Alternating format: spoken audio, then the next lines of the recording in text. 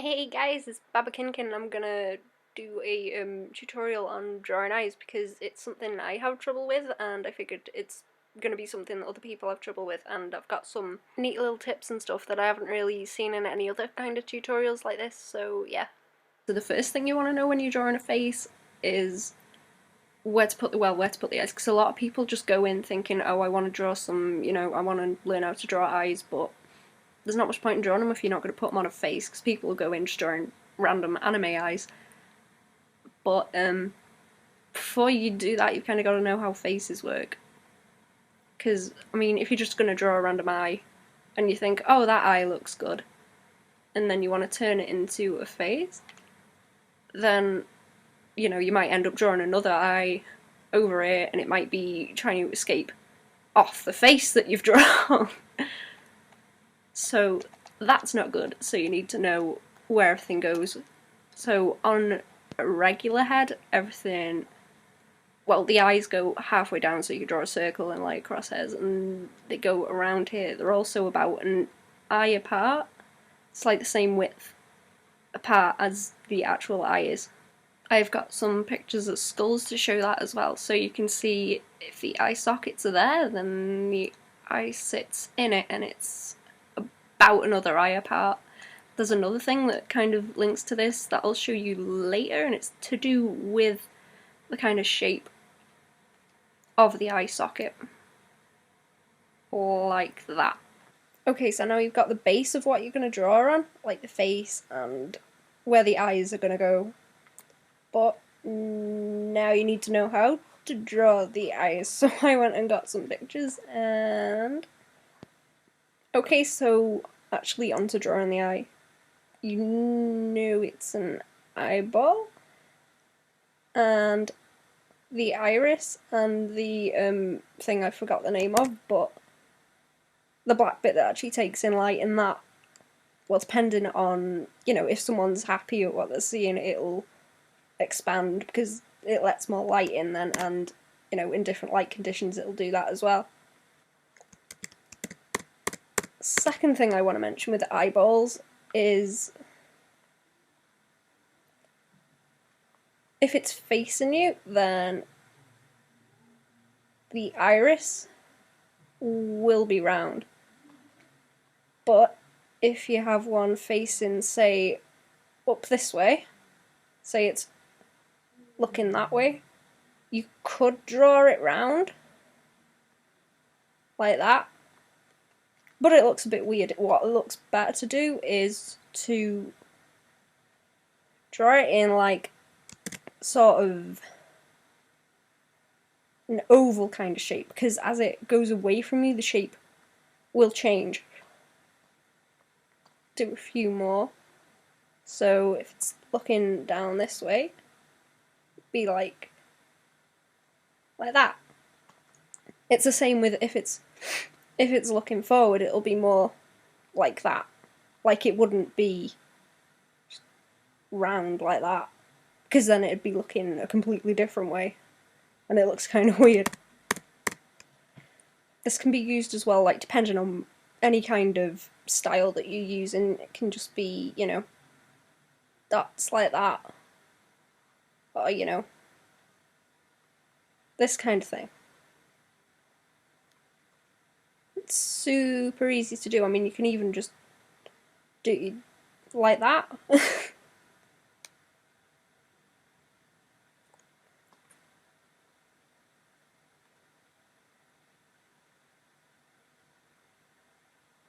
That kind of thing, just to indicate where it is, but it wouldn't necessarily look as good if you did it round like that. Like it looks like it's looking a different way.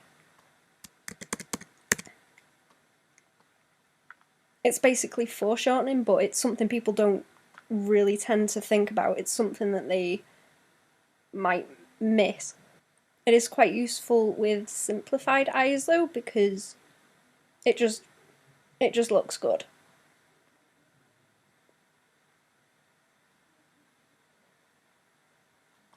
Like even if it's stylized to really simple cartoons.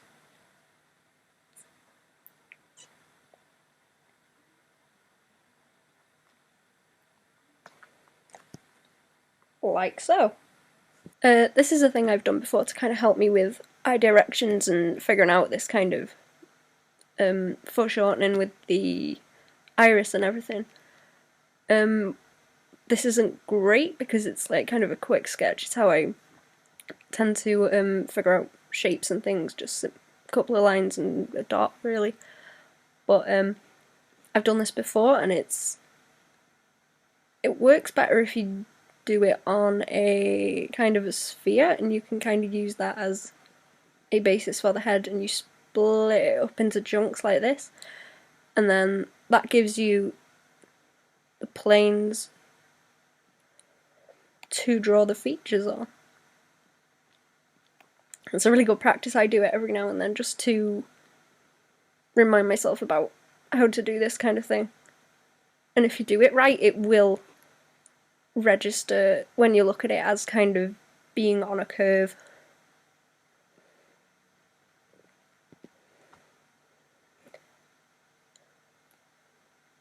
And as well, after you do that, you can kind of play around with having them either look in the direction they're facing or have them all looking at you. That's another good one for practicing, you know, have them look at each other or whatever. It's just good to practice getting eyes to connect where you want them to in terms of where they're looking.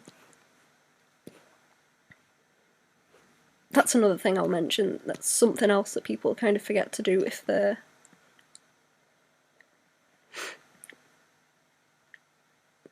drawing eyes. Then sometimes people give them like a really wide gaze like that. Now if they're looking far away, you want them to be far apart, but you want them to be closer together if they're looking at something in front of them. Because I mean, if someone's looking at a mountain far away, it's going to be further apart like that, right?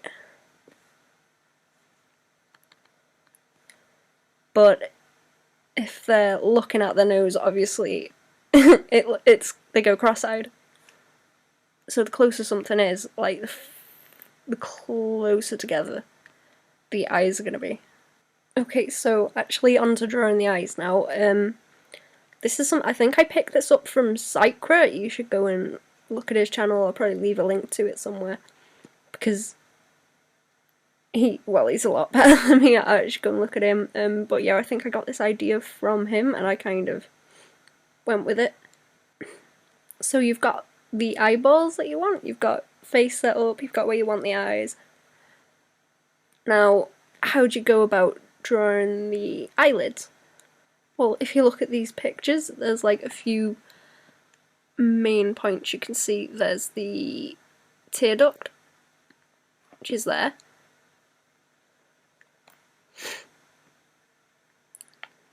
It's just kind of like a little boop on the eye. The next point is the end of the eye, so this bit here. So we've got another point there. And then you've got the high point on the top lid, so that's like, say there's a line going across, it's the highest point of where the edge of it hits.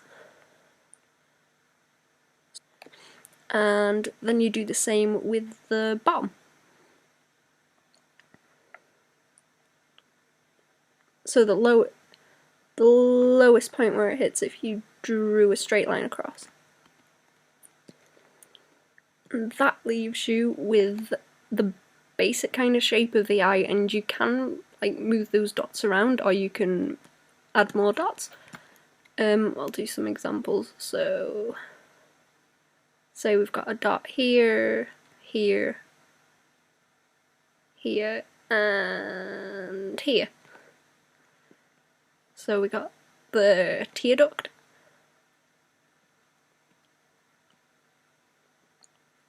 And then that curves around there, that's the lowest point, and then it curves back up. Then this curves up, and then back down. And you can see, like, in these eyes, they've got all different kinds of shapes, but they all follow the same curves, it's just the curves start and end at different points. And that leaves you with different eye shapes. And when I turn the reference pictures off, you can see all the kinds of different eye shapes you got. Like you got a wider one, that one's a bit more slanted, kind of almond shaped. And I turn it back on. And now you can probably notice the shapes easier if I switch between that and that. Okay, so I've done 6 sets of templates basically, and I'm gonna go over those and show you how I go about messing around with different eye shapes.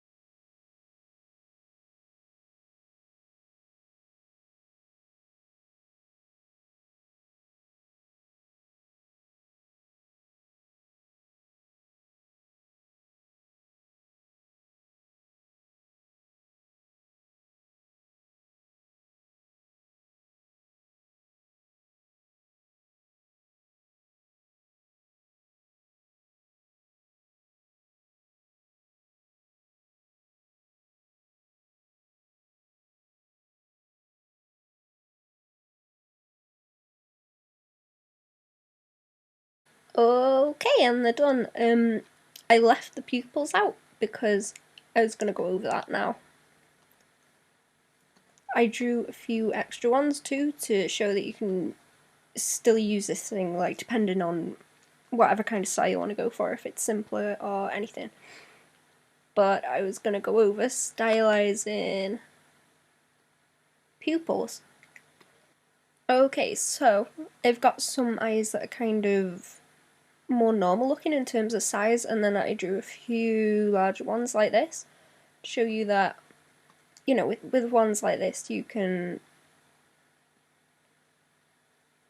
give it normal round pupils.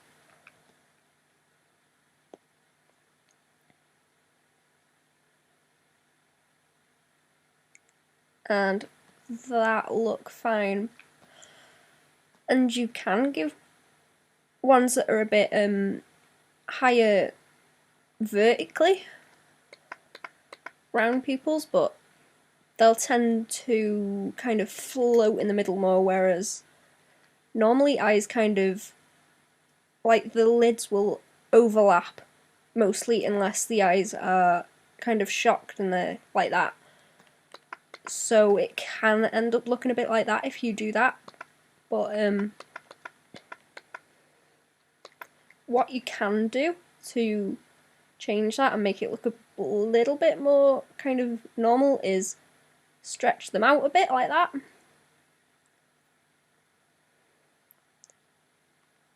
And then that makes sure that they're touching and overlapping with the eyelid.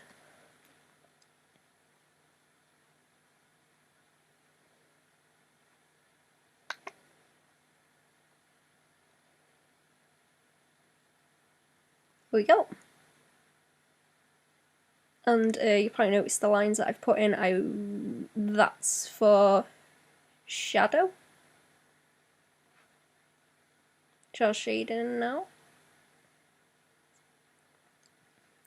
And something I've seen, like a style I've seen people do is, well, they'll sort of cut the top off like that and fill this kind of whole area in black. That gives it a bit more of a, like, I think that's kind of like an anime thing, I'm not sure. But it looks good. And it kind of takes the edge off of having just plain pupils like that. I mean, some people do it as a gradient. Or they'll be like black and then a bit of a gradient of whatever colour they have the eyes. Just bulk these up a bit because they look a bit flat. That's another thing with the curves of the eyes, you can make them as pointy or, you know, curved as you want. So if you've got it going from one point across one point to another, you can either have it go boop, really pointy, like, you know, anime, or you can curve it around like that, depending on what kind of look you're going for. And I'm just going to continue doing that on the rest of these.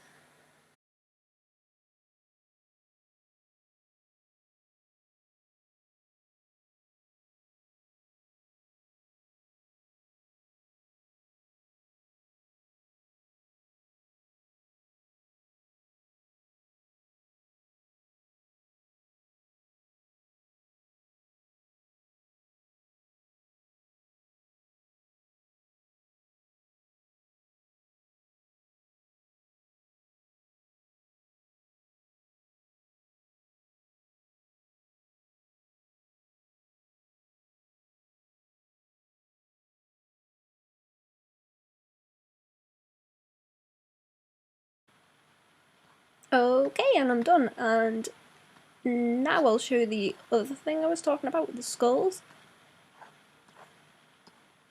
which is quite helpful for shading. So, if you look at the skulls, then you can see if an eyeball goes in there, then you have this kind of shape around the cheekbone here, and here, and the brow bone up here. So, shows you pretty much where the eyebrow is going to go,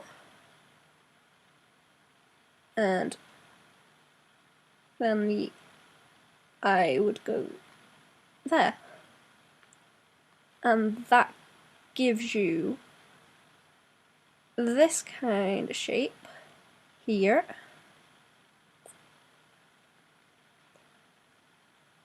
and this kind of shape. And I kind of think of it as like, you know, you get superhero masks, but just a bit more shape of the eye socket.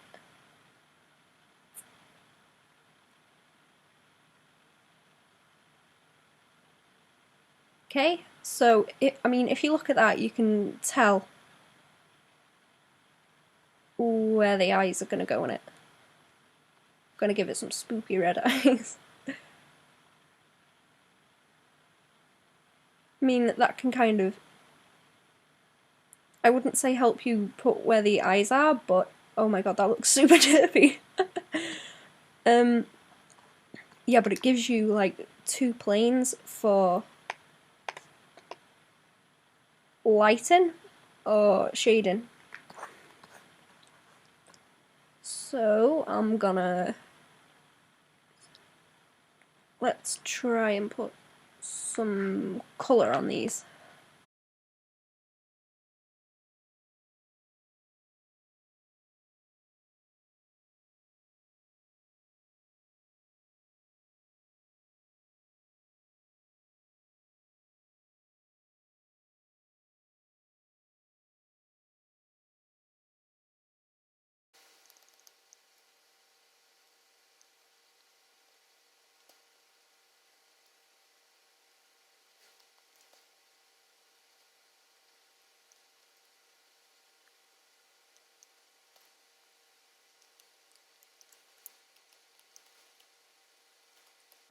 Okay, and there we go, it's done. thanks for watching, good luck with your art, whatever you're doing with it, and I'll leave links to all my stuff in the description. Thanks for watching, bye!